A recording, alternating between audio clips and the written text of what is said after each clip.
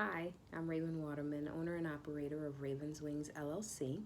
I provide life coaching, executive leadership coaching, and counseling for women who are in nonprofit leadership roles. I wanted to talk today about how rewarding that work actually can be. Working with people and helping to, um, improve their lives in some way is usually the motivating factor for people to go in this industry. Um, and there are some unique challenges as well to working in the nonprofit sector.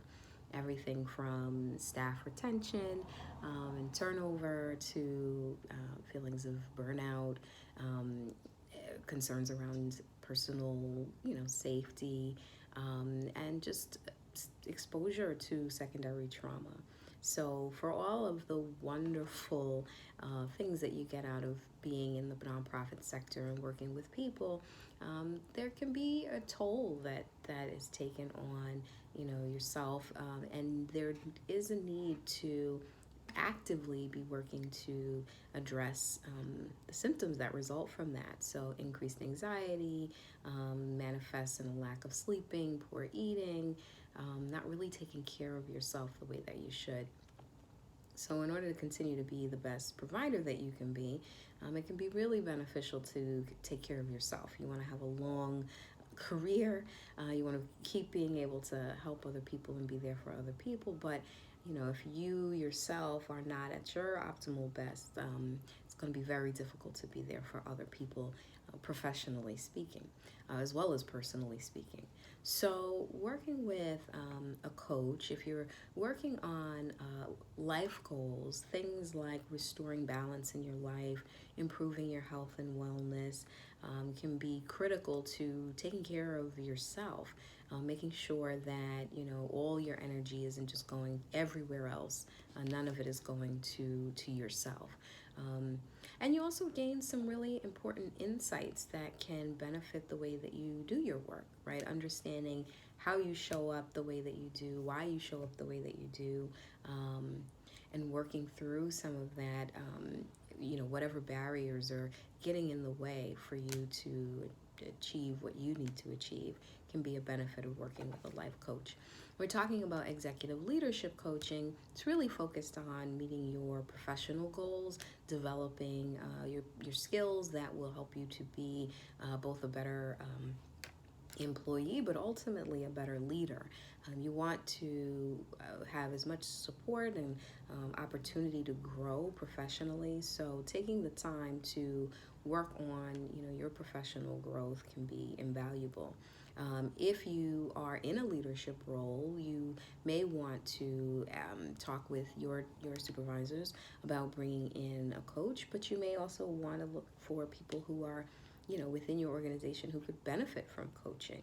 Um, this isn't just about, a feel-good time. You have to be challenged to do the work. You have to be challenged to be accountable. You have to be challenged to grow. And it's different from supervision because supervision, while there is definitely support and coaching that should happen there, it's also an administrative focus, whereas, coaching is really about you as a person, and how you can develop and be the best professional that you can be. So those are two variations between life coaching and executive coaching, both very helpful. I think for women who are in the nonprofit sector, creating this conversation about what you need, right? What you need in order to be successful, feel good, is a worthwhile discussion. So even if you're not working with a coach, think about who you have that you can have these objective discussions with. Sometimes it's hard to talk to friends and family who aren't in this type of work because they don't always get it. Their focus is, are you okay? Are you safe? And that's absolutely important. But the ability to have an objective discussion and really understand what's happening for you, either personally or what's happening for you professionally, can be very beneficial. It kind of helps to mitigate some of the isolation. It also helps to normalize some of your experiences, because the reality is you're not alone, and a lot of the experiences are common to the work. So even if it's finding or creating a group of women that you can talk to, that you can share your experiences with, you can, gain feedback from, give feedback to. That's another great way to create some support, and to network. We talk about network. A lot of times people think about, well, what can I get from my network? But approach networking also from, what can you give?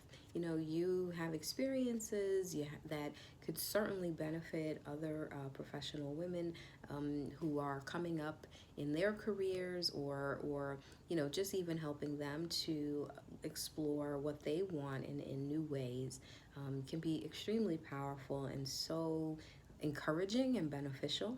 So if you have that opportunity to create that or to participate in that, I strongly encourage you to do so. If you want to learn more, visit ravenswingsllc.com. You can also find me on LinkedIn, on Instagram, as well as Twitter.